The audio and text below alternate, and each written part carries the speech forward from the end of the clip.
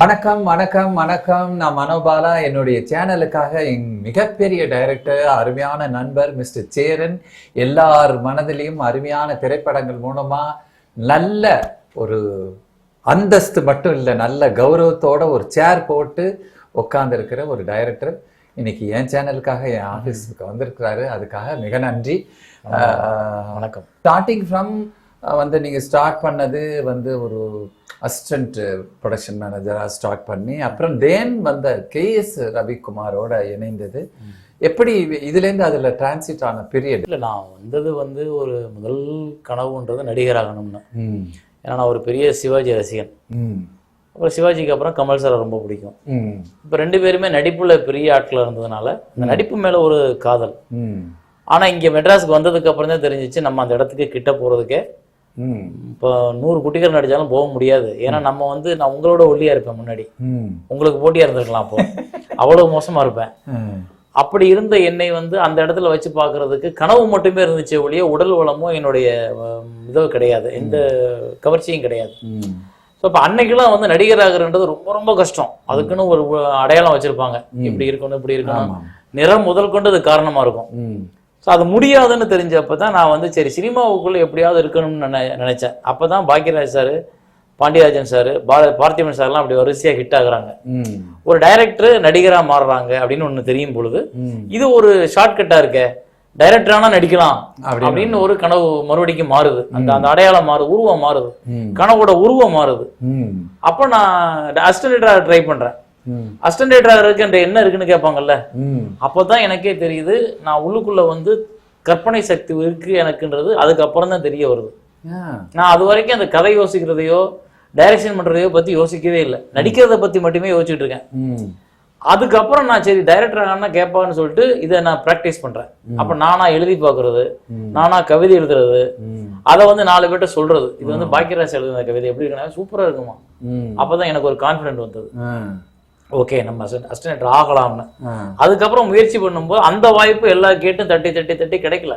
யாருமே உங்களுக்கு தெரியுமில்ல, இப்ப நம்மளே நம்மளை பாக்குறவங்க 100 பேரு, அதுல ஒரு 5 பேரோ 10 பேரோ தான் நம்ம சேர்த்துக்கிறோம்.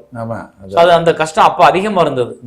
அப்ப டைரக்டர்ஸ் குறைவு, வேலை தேடுறவங்க நிறைய. ஸோ அதனால இப்ப என்ன ஆச்சு, அங்கேயும் சேர முடியல.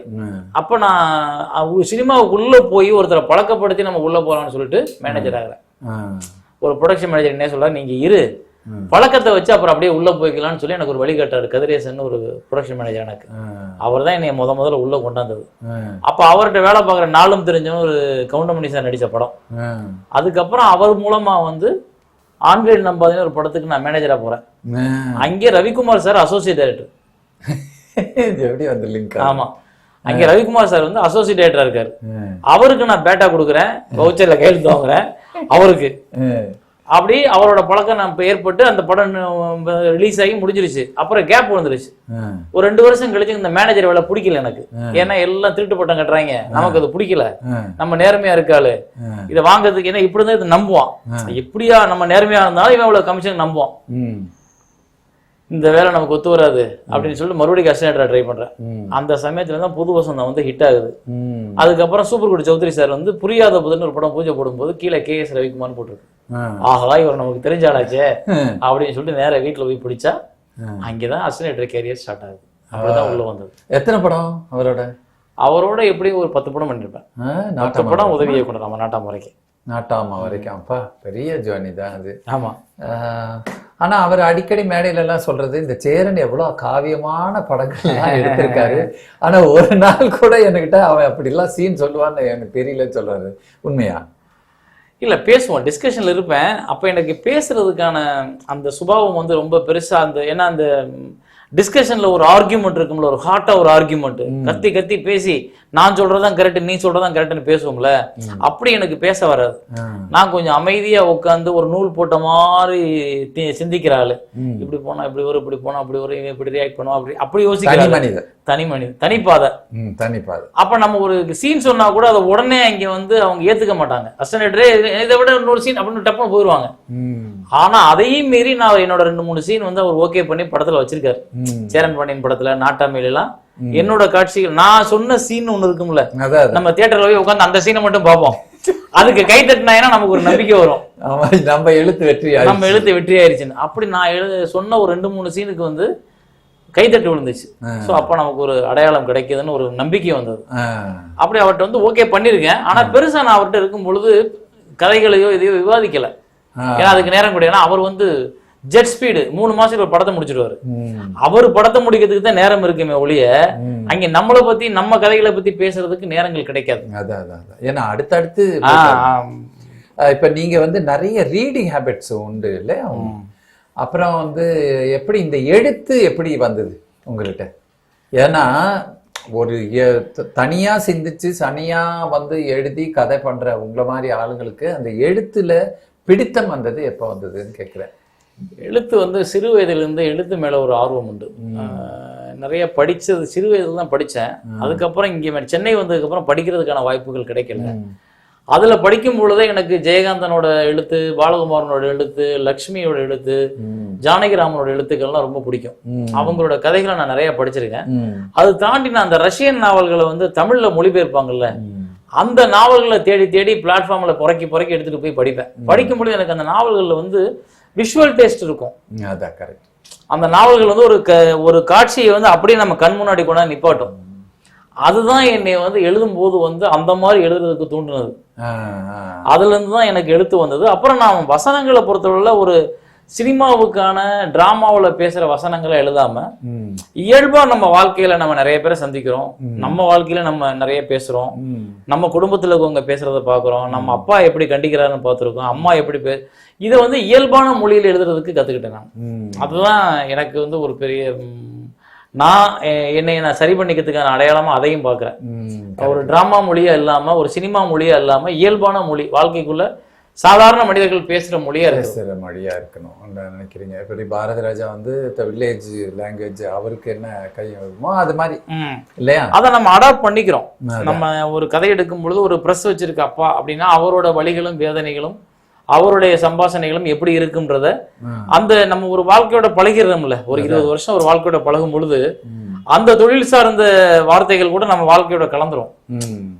அது மாதிரி தான் எடுத்துக்கிறது. அதான் முதல் வாய்ப்பு பாரதி கண்ணம்மா, திரு ஹென்றி அவர்கள்.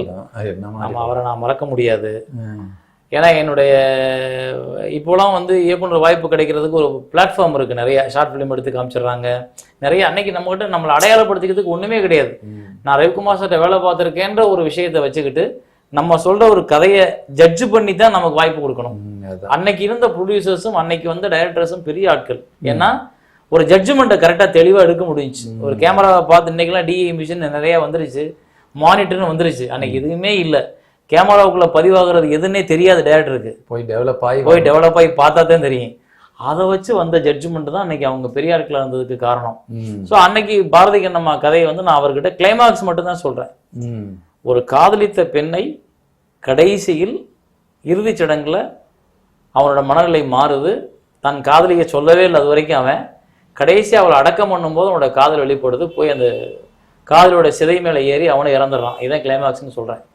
அப்படியே ஓகே பண்ணாரு. சூப்பர். என்ன மாதிரியான ப்ரொடியூசர் பாருங்க. இல்ல ஒரு கிளைமாக்ஸ் அவர் அதை ஜட்ஜ் பண்றாரு. இந்த கிளைமாக்ஸ் வந்து இந்த மனதுல இவ்வளவு பெரிய ஆழத்தை ஏற்படுத்தணும்னு ஜட்ஜ் பண்ணிட்டு இதுக்கு கதை பண்ணுங்கன்றாரு. அப்ப அப்படி பண்ண கதை தான் பாரதி கண்ணம்மா. ஃபிக்ஸ் ஆன பிறகு ரிவர்ஸ்ல வந்து இல்லை, நான் வந்து கதையை வந்து எப்பவுமே கொஞ்சம் கிளைமாக்ஸ் என்ன இருந்தா அழுத்தமா இருக்குன்னு தெரிஞ்சுக்கிட்டு அதுக்கு தான் கதை பண்ணுவேன். கிளைமாக்ஸ் ஃபிக்ஸ் பண்ணிடுவீங்க? ஆமா. அதுக்கு ரிவர்ஸ் ஒர்க் பண்ணுவேன். It's very good. ஏன்னா அது அந்த படம் பார்த்துட்டு போறவங்களோட மனநிலையில போற இடம் எங்கன்னு தெரிஞ்ச பிறகு போறது வந்து படம் பார்த்துட்டு போறோம்னா என்ன மாதிரி நம்ம அனுப்ப போறோம் அப்படின்னு அவனுக்கு எந்த மாதிரியான ஒரு ஆல் யுவர் ஃபிலிம்ஸா எல்லா படங்களும் அப்படிதான் வரும். That's very good. இதுல ரொம்ப நல்லா இருக்கு. நிறைய பேருக்கு வந்து நிறைய அசிஸ்டன்ட் டைரக்டருக்கு இது தேவைப்படும் ஒரு சமாச்சாரம். ஏன்னா கிளைமாக்ஸை ஃபிக்ஸ் பண்ணிட்டீங்கன்னா உங்களுடைய அதை அவர் சொல்றாரு பாருங்க, அதை என்ன மனநிலையிலே அவரை அனுப்ப போறோம் அப்படிங்கிறது தெரிஞ்சிச்சுன்னா மிகப்பெரிய வரவேற்பு இருக்கும் அந்த படத்துக்கு. பாரதி கண்ணம்மாவோட இப்ப வந்து சேரன் தான் இப்படிதாங்கிறது அதுல முத்திரை வந்துருச்சு பாரதி கண்ணம்மால. அப்படியே அடுத்தடுத்த படங்களும் அதே மாதிரி இல்லாம நிறைய டிஃப்ரெண்ட் வேரியேஷன்ல படம் பண்ணீங்க. எப்படி இது மாதிரி மாறணும்னு தோணுச்சு? இப்போ பாக்கியராஜனா ஒரே மாதிரி இருக்கும், பாரதி ராஜானா ஒரே மாதிரி இருக்குங்கிறத உடைக்கணும்னு நினைப்பாங்க எல்லாரும். உடைக்கும் போது சின்ன தடுமாத்தம் வரும். ஆனா உங்கள்கிட்ட அத மாதிரிலாம் இல்லையே. அதுக்கு காரணம் என்னன்னா, உடைக்கணும்னு நான் நினைக்கல, இல்ல ஒரே மாதிரி பண்றதுல எனக்கு ஒரு உடன்பாடு இல்லை. ஏன்னா அது என்னை அயற்சியாக்கும்னு நான் நினைக்கிறேன். ஒரே மாதிரி இப்ப பாதிக்கண்ணம்மா மாதிரியே கதைகளை பண்ணிட்டே போனா நான் ஒரு இடத்துல அயற்சி ஆயிருவேன். அப்ப அயற்சி ஆகும்போது என்னோட கிரியேஷன் வந்து அப்படியே அமுங்கும், ரெஸ்டிங் ஆயிரும். அப்ப என்ன ஆகுது, நம்ம வந்து வேற வேற தளங்களை பாக்குறோம். அப்புறம் இந்த சமூகத்தை பார்த்து தான் நம்ம கதை பண்றோம். இப்ப இந்த கிளைமாக்ஸையோ இந்த கதையோட களத்தையோ எங்க எடுக்கிறோம்னா சமூகத்துக்குள்ள எடுக்கிறோம். சமூகத்துல பல வேரியேஷன் லேயர்ஸ் இருக்கு. ஒவ்வொரு லேயர்லயும் சொல்ல வேண்டிய விஷயம் ஷேட்ஸ் நிறைய இருக்கு. அப்ப அதை நம்ம இந்த லேயர் நம்ம எடுத்துக்கலான்றப்ப அதை சார்ந்து போகும்போது இது இந்த லேயருக்கு சம்பந்தமே. இப்ப பாதிக்க நம்மளோட ஜாதியை பத்தி எடுத்த விஷயத்த நம்ம மத்த எந்த படங்களையுமே சொல்லல. ஊனம்ன்ற ஒரு படத்தை எடுத்தது பொற்காலம், அதை வந்து நான் மத்த படங்கள்ல தொடக்கூட கிடையாது. அப்ப என்னன்னா வேற வேற லேயர்ல நான் தேடும் பொழுது எனக்கு இன்னும் நிறைய லேயர் கிடைச்சிக்கிட்டே இருக்கு. சோ அதுதான் ஒவ்வொரு படமும் ஆட்டோகிராஃபா. காதல் வந்து நிறைய பேர் படம் பண்ணிருக்காங்க, காதலோட வேற ஒரு பரிணாமம் தான் ஆட்டோகிராஃப். சோ அப்படி அப்பா அம்மாவோட கதைகள் நிறைய பேர் பண்ணிருக்கோம். ஆனா அப்பாவோட கதையை பண்ணலன்னு ஒரு லேயரை தேடும் பொழுது அதுக்குள்ள இருக்க டெப்த் நமக்கு தெரியுது. அப்ப அந்த டெப்த்தை தொடும் பொழுது பழசு வராது. அங்கேதான் நம்ம வெரைட்டி ஆஃப் சப்ஜெக்ட தேட முடியுது. நம்ம லைப்ரரிக்கு போனோம்னா பிரிச்சு வச்சிருப்பாங்க, ஃபிக்ஷன் இதுன்னு ஹிஸ்டாரிக்கல் அப்படின்னு பிரிச்சு வச்சிருப்பாங்கல்ல. அது மாதிரி நம்ம வந்து அந்த லேயர்ஸ் செலக்ட் பண்றதுலதான் நமக்கு வெரைட்டி கிடைக்கும். இல்ல இது இப்ப நான் பொற்காலன்னு சொல்லும் போது அவருடைய வேலையாகட்டும், அப்போ வந்து இண்டஸ்ட்ரியோட ஸ்ட்ரைக் உச்சகட்டத்துல இருந்த நேரம், அந்த நேரத்துல வந்து நீங்க வந்து அந்த பொற்காலம் எடுக்கும்போது அந்த அவனுக்கு இந்த மாதிரி ஒரு தொழில் கொடுக்கணும் அப்படிங்கிறது எப்படி தெரிஞ்சு, அது ஒண்ணு. அதுக்கு அடுத்தது வந்து எனக்கு அதுல ரொம்ப பிடிச்சது வடிவேலோட டயலாக் ரொம்ப பிடிச்சது. ரொம்ப பிடிச்சது. ஏப்பா எல்லாம் ஊரெல்லாம் தங்கச்சி கட்டியிருக்க இடம் தேடிக்கிட்டு இருக்கேன், ஆனா கூடவே இருக்கணும் என்னை பத்தி நீ கண்டுக்கலையானுங்கிற போது செருப்பால் அடிச்ச மாதிரி இருந்தது. அது ஒரு மாதிரி இருக்கு. அண்டு எல்லா கிளைமாஸும் ஒரு உலுக்கி விட்டது. கொஞ்சம் தியேட்டர்ல எல்லா கிளைமாஸ் முடிஞ்ச பிறகு 5 நிமிஷம் யாருமே எந்திரிக்காம யோசிப்பாங்க, உட்காந்து அப்ப எந்திரிச்சு போவாங்க. அது அன்றைய காலகட்டம் அதுக்கு இடம் கொடுத்துச்சு. பட் இன்னைக்கு அதை நம்ம அப்படி பண்ண முடியல. இன்னைக்கு உள்ள மக்களோட வாழ்க்கை முறை வந்து ரொம்ப ஃபாஸ்ட் ஆயிடுச்சு. ஸோ இவங்களுக்கு அந்த மாதிரியான கிளைமாக்ஸ்லாம் இப்போ கொடுத்தோம்னா இப்போ அங்கீகாரம் கொடுப்பாங்களான்னு தெரியல எனக்கு. ஏன்னா நான் இப்போ அதை நான் டெஸ்ட் ஏன் அப்படி நினைக்கிறீங்க? எனக்கு விசுவாசம் வந்து ரொம்ப நல்லா போயிருக்கு. அது வந்து கடைக்குட்டி சிங்கம் வந்து ரொம்ப நல்லா போயிருக்கு. அது மாதிரியான ஒரு இப்ப பாருங்க, அசுரன் வந்து எதை கொடுத்தாலும் மனதில் வாங்கக்கூட வல்லமை இல்லை. நீங்க சொன்ன 3 படமுமே பாத்தீங்கன்னா ஒரு ஆர்டிஸ்ட் அதுல வந்து பெரிய சப்போர்ட் அளிக்கிறாங்க. அஜித் சாரு, கார்த்தி அண்டு இவர் நீங்க சொன்ன தனுஷ், இவங்கெல்லாம் வந்து ஒரு பெரிய சப்போர்ட்டா நிற்கிறாங்க. இந்த மாதிரியான சப்போர்ட் இருக்கும்பொழுது நம்ம அந்த மாதிரியான கதைகளை மறுபடியும் முயற்சி பண்ணலாம். இன்னைக்கு இருக்க சூழல் வந்து அந்த மாதிரி புது நடிகர்களையோ இல்ல கொஞ்சம் அறிமுகமான நடிகர்களையோ வச்சு எடுக்கும் பொழுது நிறைய ஃபேன் ஃபாலோவர்ஸ் தேவைப்பட்டாதான் இருந்தாதான் அந்த படத்தை ஒரு நாம் 2 வாரத்துக்கு கொண்டு போய் நிப்பாட்டலாம் தூரத்துக்கு. ஸோ அதுக்கு அந்த மாதிரியான வலுவான ஸ்ட்ராங்கான கதைகளை பண்றதுக்கு ஆர்டிஸ்ட் தேவைப்படுது. அது நமக்கு கிடைக்க மாட்டேன்றாங்க. இன்னொன்னு நீங்க அந்த வடிவேலு டைலாக் கேக்குறீங்கல்ல, அதெல்லாம் வந்து இயல்பா வர்ற டைலாக். இப்ப நம்ம ஆபீஸ்லயே ஒருத்தர் இருப்பாரு, அவர்கிட்டே ஒரு திறமை இருக்கும், நம்ம வெளியில தேடிட்டே இருப்போம். அவர் திடீர்னு போற போக்குல டீயை வச்சு ஒரு சீனை சொல்லிட்டு போயிடுவார். அட இவன் என்னடா பிரமாமா சொல்லிட்டு போயிட்டான் அப்படின்னு நமக்கு தோணும். அப்படி வந்ததுதான் அந்த டைலாக். அந்த டைலாக்லாம் அப்படி ஆபீஸ்ல இருந்து ஒருத்தன் வந்து சாதாரணமா சொல்லிட்டு போன டைலாக். கூடவே இருக்கேன், என்னைய பத்தி உங்களுக்கு தெரியாது, என்னையா நடிக்க வைக்கணும்னு தோணாதே அப்படின்னு சொல்லிட்டு போயிட்டான். கேரக்டர் இவனே நடிக்க வைக்க கூடாது அப்படின்னு யோசிச்சப்பதான் அடுத்த இன்னொரு கேரக்டர் நமக்குள்ள வருது. கரெக்ட் இல்ல? அது எவ்வளவு அந்த கதையில எவ்வளவு. அதே மாதிரி நீங்க கேட்ட இன்னொரு விஷயம், நல்ல விஷயம், இந்த தொழில் சார்ந்து ஒரு கதை களங்களை உருவாக்குறது இருக்குல்ல, அது வந்து எனக்கு கொஞ்சம் நான் இந்த பரதன் சார் படம், இந்த சத்யஜித் ரே சார் படம் இதெல்லாம் பார்க்கும் பொழுது அங்க வந்து எந்த கதாநாயகனும் சும்மா ஒரு சட்டை வேஷ்டியை கட்டிக்கிட்டு இல்ல பேண்ட் சட்டையை போட்டு சும்மாவே நடந்துட்டு தெரிய மாட்டான். எல்லாருமே பாத்தீங்கன்னா ஏதாவது ஒரு வேலை சார்ந்து தொழில் சார்ந்து அப்படி ஒரு கதாபாத்திரங்களையும் கதைக்களங்களையும் உருவாக்கும் போதுதான் வசனங்களும் அதுக்கேற்ற மாதிரி இயல்பா வரும். அப்போ ஒரு வாழ்க்கையில நம்ம நேரடியா நடந்துகிட்டு இருக்க வாழ்க்கையை பார்க்கிறோம்ன்ற ஒரு உணர்வு வந்து ஆடியன்ஸ் ஏற்படுத்தணும்னா அந்த கதை நடக்கிற களமும் தொழிலும் ரொம்ப முக்கியம் நான் நினைக்கிறேன். கண்டிப்பாக. ஆனா நான் என்ன கேட்கிறேன்னா, அது உங்க தொழில் இல்லை, உங்க குலத்தொழிலும் கிடையாது. மண் செய்யறதோ இது செய்யறதோ உங்களுடைய தொழில் கிடையாது. ஆனா அது அவ்வளவு அழகா உட்கார்ந்தது அந்த கதையில. அந்த பேக்ரவுண்ட் வந்து அது கிரியேட் சென்ஸ் ஆமா இல்ல. ஆமா அது என்னன்னா நம்ம உணர்வுகள் தானே. நம்ம ஒரு கதாபாத்திரத்தை உருவாக்குறோம், ஒரு காதலன் காதலி ஒரு உணர்வுகளை பரிமாறிக்கொள்றதுக்கு அந்த நூல் பாவு போய் பாயிற சத்தமும் அந்த மண்பாண்டத்தில் தண்ணி பானை செய்யும்போது அடிக்கிற சத்தமும் மேட்ச் ஆகுதுன்றது ஒரு உணர்வை பரிமாறுறது உதவுதுன்றப்போ அந்த களத்தை நம்ம சூஸ் பண்ணிக்கிறோம். அப்புறம் ரெண்டாவது அந்த இடத்த வந்து நம்ம சூஸ் பண்ணிட்டு இதை சரியா ப்ராப்பரா பண்ணும்போது தான் படம் பார்க்குறவனுக்கு நம்பிக்கை தன்மை ஏற்படும். சும்மா தறி மேல உட்காந்துக்கிட்டு பேசினா அது கதையாகாது. அந்த தறியை இந்த கதாநாயகி ஓட்டிக்கிட்டே இங்கே பார்த்துக்கிட்டு இருக்கான்னா தான் அது நம்பகத்தன்மை உண்டாகும். அப்ப அதுக்கு நம்ம என்ன பண்றோம், முதல்ல ஒரு இயக்குனர் அந்த களங்களை போய் ஆய்வு பண்றோம். இது என்னெல்லாம் இருக்கு, மண்பாண்டம் செய்யறதுல என்னெல்லாம் லேயர்ஸ் இருக்கு, மண்ணை மிதிக்கிறதுல இருந்து மண் அள்ளிட்டு வர்றதுல இருந்து அப்புறம் திருப்பி அதை குலைக்கிறது, அப்புறம் அதை இதுன்றது அடிச்சு பானை செய்யறது, பானை உருவாக்குறது, அப்புறம் அதை சுட வைக்கிறது, அப்புறம் அதை சந்தைக்கு போறது, இத்தனை லேயரை கண்டுபிடிக்கிறோம். அப்ப இதையெல்லாம் ஆர்டிஸ்டுகளுக்கு நம்ம கத்துக் கொடுக்க முயற்சி பண்றோம்.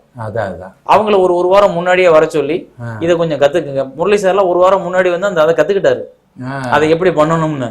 அதே மாதிரி மீனா வந்து 2 நாளைக்கு முன்னாடி வந்து தறி ஓட்ட கத்துக்கிட்டாங்க பாருங்க. இது அந்த மாதிரி பண்ணும்பொழுது அந்த ஆர்டிஸ்ட் இயல்பா பண்ணும்பொழுது இந்த கேரக்டர் உண்மையா தெரியுது. அதான் இல்ல நானு ஒரு டைம் ஈவன் தவமாய் தவம் வந்து கூட பிரஸ் வச்சிருக்கவர் தான் அப்பா. அந்த பழைய பிரஸ் ஓட்டணும், அவரை கொண்டு போய் ராஜகிரண் சார் இப்போ போஸ்ட் ஓட்டுற பழக்கம்னா தெரியும் அவருக்கு, ஏன்னா டிஸ்ட்ரிபியூட்டர் தான் வந்தவர். பிரஸ் ஓட்டவர் எப்படி கத்துக் கொடுக்க முடியும்? அப்புறம் அவரை கூட்டிட்டு போய் அந்த பழைய பிரஸ்ஸே இப்ப இல்ல, நாங்க படம் எடுக்கும் போது அந்த பிரஸ் இல்ல, பழைய மிஷின் எங்கேயோ இருந்து வாங்கிட்டு வந்து அதை சரி பண்ணி அதை ஓட வச்சு அதுக்கு இவரை ஒரு பிரஸ் தெரிஞ்ச ஒருத்தரை கூட்டு வந்து இவரை மிதிக்க வச்சு கத்துக் கொடுத்தாங்க. அவரு நானும் இளவரசு 3 பேரும் அதை கத்துக்கிட்டோம். அதனாலதான் காட்சிகள்ல அந்த பிரஸ் ஓட்டிக்கிட்டே பேசுவோம் நாங்க. அந்த இப்ப கூட கை இப்படி வருது பாருங்க, அது வந்துடும். அந்த உடலுக்குள்ள அந்த அந்த வேலையை வந்து நம்ம ஏத்தணும், இன்ஜெக்ட் பண்ணணும். ஐயோப்பா ரொம்ப அது அந்த தவமாய் தவம் இருந்து வந்து அதான் நம்ம எல்லாரும் சொல்லுவாங்க, தவமாய் தவம் இருந்த மாதிரி ஒரு படம் இனிமே கிடைக்குமான்னுவாங்க. ரொம்ப வருஷங்களுக்கு பிறகு அந்த பீரியட்ல இருந்த KS கோபாலகிருஷ்ணன் அவங்கெல்லாம் தொட்ட களம், அதெல்லாம் ரொம்ப ரங்காராவெல்லாம் நடிக்க வேண்டிய கேரக்டர் வந்து ராஜ்கிரண் பண்ணியிருந்தாரு. அண்ட் வந்து கண்ணாம்பா மாதிரி பண்ணாங்க. இது வந்து அந்த அந்த உள்ளுணர்வு ஆஃப் ஃபாதர், அந்த இது இருக்கு இல்லையா, அந்த ஷேடு மாறுது இல்லை, லேசான ஷேடு மாறுது, அது மூலமா வீட்டுக்குள்ள ஏற்படும் தாக்கம், இதெல்லாம் ரொம்ப அழகா இருந்தது அந்த இதுல. அண்ட் இசை ஒத்து போச்சு, எல்லாமே ஒத்து போச்சு. அதுக்கு காரணம் என்னன்னா, என்னைய பொறுத்தவரை நான் அதை எப்படி பாக்குறேன்னா, நீங்கன்றதுனால இதெல்லாம் பேச முடியுது. ஏன்னா நீங்க ஒரு இயக்குனர் இருக்கிறதுனால என்ன ஆன்சர் வரணுமோ அதுக்கேற்ற மாதிரியான கேள்விகளை கேட்குறீங்க, அது உங்களால கேட்க முடியுது. ஏன்னா நம்ம கேள்வி கேட்டு பதில் சொல்லலை, இப்போ நம்ம ஷேர் பண்ணிட்டு இருக்கோம். இப்ப அந்த படங்கள்ல என்னோட படங்கள்ல பொதுவாவே பாத்தீங்கன்னா ஒரு ஹீரோ அப்படின்னு இருக்க மாட்டான். அவன் ஒரு இடத்துல ஹீரோவா இருப்பான், ஒரு இடத்துல வில்லனா கூட இருப்பான், ஒரு இடத்துல தவறு செய்வான், ஒரு இடத்துல பொய் பேசுவான், ஒரு இடத்துல ஏமாத்துவான். இது எல்லாமே கதாபாத்திரங்கள், நம்ம இயல்பான மனிதர்களுக்குள்ள குணாதிசயம். அப்ப அப்படி இருக்கும் பொழுது என்னன்னா, நான் ஒரிஜினலா ஒரு அப்பாவை காமிக்கிறேன். அப்பா வந்து தியாகமும் பண்ணுவாரு, கடனுக்கு அலைவாரு, கடனை கொடுக்கறதுக்கு யோசிப்பாரு, அப்புறம் மகன்கள்ட்டையும் பார்சியாலிட்டி பார்ப்பாரு, மகன்கள்ட்டையும் இவனால இவனுக்கு செய்யணும் இவனுக்கு செய்ய நினைச்சா கூட ஒருத்தருக்கு செய்ய முடியாம போயிடும், ஒருத்தருக்கு செய்ய முடியும். இப்படி இயல்பான ஃபாதரோட ரியலை இல்லாட்டி நம்ம சினிமாவில் என்ன பண்ணுவோம், ஒரு ஹீரோனா எல்லாம் செஞ்சிருவான்னு சொல்லுவோம். ஆனா இங்க எல்லாம் செய்ய முடியாம ஏமாறுறதும் ஹீரோயிசம் தான். இப்ப நான் அந்த படத்துல தவமாய் தவம் நான் நடிச்சிருப்பேன் மகனா, 2வது மகன். நான் அதுக்கு முன்னாடி ஆட்டோகிராஃப் வந்து ஒரு பெரிய ஹிட் ஆயிருக்கு. நான் அடுத்த படத்தை ஒரு கமர்ஷியல் படமாவோ இல்ல நான் தான் ஹீரோன்னு உயர்த்திக்கிட்டு ஒரு படத்தை எடுக்கலாம். ஆனா நான் அந்த படத்துல என்ன பண்ணுவேன், அப்பா வந்து ஏற்கனவே மூத்த மகனோட நடந்த சண்டையில மனமுடைந்து உட்காந்துருப்பாரு. அப்பாவும் அம்மாவும் மத்தியானம் சாப்பிடாம ராத்திரியும் சாப்பிடாம அப்படியே கிருன்னு உட்காந்துருப்பாங்க. அந்த இடத்துல அவங்க 2 பேரும் ஏமாத்திட்டு போற 2வது மகனா இருப்பேன். அதுதான் வாழ்க்கை. இயல்பு வாழ்க்கையில அப்படிதான் சந்தர்ப்பங்களும் சூழ்நிலைகளும் உருவாகும் இல்ல. அதெல்லாம் தாண்டி அந்த படம் வந்து ஐயோப்பா எவ்வளவு பேரு. எனக்கு இந்த ராஜ்கிரண் வந்து எப்படி அந்த மாதிரி பொருந்தி போறாருன்னு, மிகச்சிறந்த நடிகர் ராஜ்கிரண் சார் வந்து இன்னைக்கு இருக்கிற நடிகர்கள், அதாவது கதாபாத்திரங்களை சூஸ் பண்ணி பண்ற அவர் ரொம்ப சிறந்த நடிகர். அவரும் ஒருத்தர். நிறைய பேர் நடிக்கிறாங்க, இல்லைன்னு சொல்லல. ஆனா இவர் வந்து என்னன்னா, அதை உள்வாங்கிறதுல, அதை தானா அதை மாறிக்கிறதுல ரொம்ப மெனக்கெடுவார். எழுத்துக்குள்ள போய் பார்க்குறாரு, போயிடுவார். அவர் வந்து படிப்பார், கதாபாத்திரத்துக்கு கதையை வாங்கி படிச்சுட்டு அதுக்குள்ள என்னவா போகணுமோ அதை போவாரு. அந்த உடல் மொழி ரொம்ப அழகா இருக்கும். அவரோட உடல் மொழி வந்து திரைமொழியோட சேர்ந்து அப்படி உள்ள மிங்கிளாகும். அதுதான் அவரோட. அவர் இருக்கு மாதிரி தான் நம்மளும் இருக்கிற மாதிரி பண்ணி விட்டுருவாரு. ஐயோப்பா. அடுத்தது வந்து மனோரமா உங்க படத்துல வந்தாங்க. தெய்வம் இல்ல, கிரேட் பர்சன். நான் ஒர்க் பண்ணதுலயே ரொம்ப இன்னைக்கு வரைக்கும் சிலாகிச்சுக்கிட்டு இருக்குது. எனக்கு ரொம்ப பிடிச்ச சிவாஜி சார். அவரோட நான் ஒர்க் பண்ண முடியல, ஆனா இவங்களோட ஒர்க் பண்ணும்போது எனக்கு அந்த திருப்தி கிடைச்சிச்சு. சிவாஜி சாரோட வேலை பார்த்த திருப்தி கிடைச்சிச்சு. ஏன்னா அவங்க அந்த வேலையில வச்சிருக்கிற நேர்மை, அந்த சுத்தம். காலையில 6 மணிக்குன்னா 5:55க்கு மேக்கப்போட வந்து ரெடி. அந்த வயசுலயும் தம்பி ரெடியா, நான் ரெடிப்பா அப்படின்னு அவங்க வந்து கிட்டத்துல சொல்லிட்டு போவாங்க. அசிஸ்டன்ட்ட சொல்லிவிட மாட்டாங்க. நம்ம கேமரா கிட்ட உட்காந்து இதெல்லாம் பார்த்துக்கிட்டு இருப்போம். அவங்க வந்து தம்பி நான் ரெடியா இருக்கேன், எப்ப வேணாலும் கூப்பிடுங்க அப்படின்ட்டு போவாங்க. அப்புறம் அந்த கேரக்டருக்குள்ள அவங்க இன்வால்வ் ஆகுறது, இன்னும் அந்த வார்த்தையெல்லாம் காதுக்குள்ளே ஒலிக்குது. ஏப்பா இந்த ஊர்ல என்ன இல்ல, நீங்க போறியே அப்படின்னு அந்த பேசுற வார்த்தையெல்லாம் பாண்டவர் பூமியில அப்படியே ஒரு எங்க அம்மாச்சி ரோல் தான் அது. எங்க அம்மாச்சி தான் எனக்கு வந்து தெய்வம். எங்க அம்மாச்சியோட ரோலை தான் தூக்கி அந்த கேரக்டரை வச்சேன். ஏன்னா அவங்க அப்படித்தான் ஊர்ல இருக்க விவசாயிகள்ட்டையும் மக்கள்கிட்டையும் பேசுறது, காட்டுக்குள்ளேயே கிடக்குறது, இதெல்லாம் பண்ணுவாங்க. அது அவங்க வந்து அவ்வளவு கண்ணுக்குள்ள கொண்டு அந்த பழனியில போயிட்டு மொட்டை அடிச்சுட்டு வரும்போது வெற்றி குடிக்கலாம் தாங்க முடியாது. மிக பிரமாதம். அதுல வந்து முக்கியமா வந்து ஒரு ஷெட்யூல் முடிஞ்சோடனே நான் எதேச்சியா அவங்களை சந்திக்க வேண்டிய கட்டம் வந்தது. மனம் இப்ப போயிட்டு வந்த மனம் ரொம்ப நாளை கழிச்சு நல்லா தீனி போட்டுச்சு. அந்த பையன் ரொம்ப பாராட்டுச்சு. அது ரொம்ப குழந்தைத்தனமா பாராட்டுறியப்பா. ஏன் ஆச்சு, அதுதான் எல்லாம் நடிச்சு முடிச்சுருங்க, இன்னுமே உங்களுக்கு என்ன கேரக்டர் தேடியா கொடுக்கணும். அதப்பா இல்லப்பா, இல்ல அதெல்லாம் இல்லை, இது வேற மாதிரி இருக்கு, நீ பாரு அப்படின்னு. எனக்கு சின்ன கவுண்டர்ல பெரிய பேர் வந்தது இல்ல, அது மாதிரி இது வேற மாதிரி வரும் அப்படியெல்லாம் வந்து சொன்ன. ரொம்ப வெற்றி கொடிக்கேட்டில் அவங்களோட உழைப்பு பெரிய விஷயம். அதாவது நிஜமாவே மாதிரி உலுக்கி எடுத்துரும் நமக்கு. ஆமா. ஐயோ, அந்த பழனி மலையில மொட்டை அடிப்பாங்க. மொட்டை அடிச்சு நின்று அப்படி முருகா அப்படிம்பாங்க. நமக்கு அப்படியே உடம்பெல்லாம் என்னமோ. ஆனா நிஜமாவே அப்போ உள்ள நடிகர்கள் தான் அந்த வைப்ரேஷனை நமக்கு வந்து பாஸ் பண்ணாங்க. ஐயோ, படம் பாக்குறவங்களுக்கு பாஸ் பண்ண. இப்ப நீங்க சொன்னீங்கல்ல ராஜகிரண் சார் இருக்கமா இருந்தா நம்மளும் இருக்க மறுப்போம்னு, அந்த உடல் மொழியை நம்மளுக்கு பாஸ் பண்றது. அது பழைய படங்கள்ல தான் இருந்தது. இப்ப சமீபத்திய படங்கள்ல அப்படி பாக்குறதுக்கான நிதானமே முதல்ல இல்லாம போச்சு. இல்ல, இந்த ஹீரோ ஓரியன்ட் இண்டஸ்ட்ரியா மாறிடுச்சுங்கிறதுக்கு தான் அது அர்த்தம். அதாவது ஹீரோ இருக்காரு, ஆனா சுத்தி இருக்கிறவங்களுக்கு எந்த வேலையும் இல்லாம நமக்கு அது எதையுமே பண்ண மாட்டேங்குது. அவுட் ஆஃப் பாக்ஸ்லயே இருக்காங்க. அதனால வர இந்த மாதிரி கேரக்டரா குணாதிசயம் பொறுக்கிறது இல்லை. இப்போ அது தவமாத இருந்தல்ல அண்ணன் கேரக்டர், அவன் ஒரு ஷேட்ல இருக்கான், நீ ஒரு ஷேட்ல இருக்கீங்க. இந்த மாதிரி அதான் எல்லாரும் டிஃப்ரெண்ட் ஷேட்ல இருக்கும்போது அந்த கதை எப்படி பேசுது, அதுவே கதையை தூக்கிட்டு போயிடும். அது பாலுமேந்திரா சொல்லுவாரு, அந்த ஒரு கதையை நம்ம பண்ணும்போது அந்த கதை அதுக்கு தேவையானதை அதுவே எடுத்துக்கொள்ளும். அது மாதிரி தான் இருக்கு. இப்போ ஆட்டோகிராஃப், எனக்கு அந்த காதல் கதை தான் ஒரு டிஃப்ரெண்ட். ஏன்னா இந்த மாதிரி வந்து நம்ம ராஜ் கபூரோட நம்ம பார்த்துருக்கோம். ஆனா அந்த கடைசி அந்த ஒரு என்ன சொல்லுவது 8 minutes or 10 minutes, அந்த 10 minutes it makes sense. Total ஸ்டோரியை வந்து அது தூக்கி கொடுத்து அந்த கிளைமாஸ் பல பேர், நான் கூட ஒன்று சொன்னேன் இல்லையா, படம் பார்த்துட்டு ஐயோ லேக் வரும் வேணான்னு ரொம்ப பிடிவான. எனக்கு அந்த ஒரு ஷாட் அவள் போய் திரும்பி பார்க்கறது, எனக்கு வந்து நான் அதை பார்த்துட்டு இருந்தபோது நம்ம மதுரைக்கெல்லாம் போனோம்.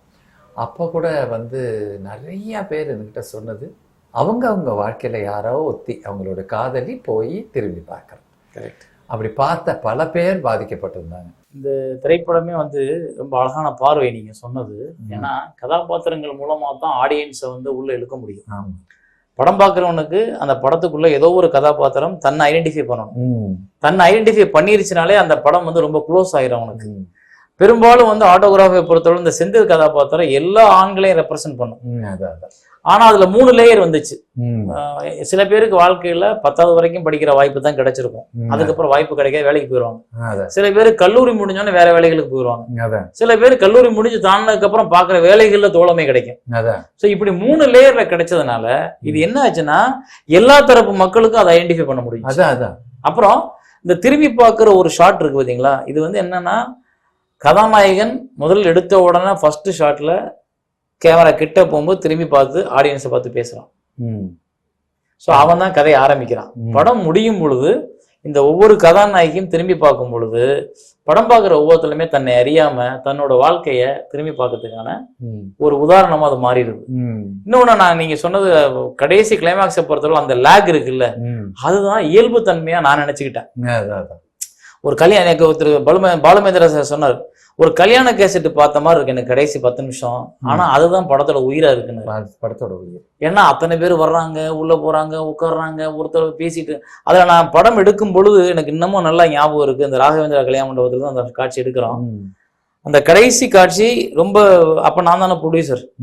ஸோ பணம் இல்லை, அதையும் மீறி நம்ம அந்த ராகவேந்திரா கல்யாண மண்டபமே வேணும் அப்படி அதுக்கு அவ்வளவு பணத்தை கொடுத்து நம்ம போய் கல்யாணத்தை ஃபிக்ஸ் நடக்கிறோம்.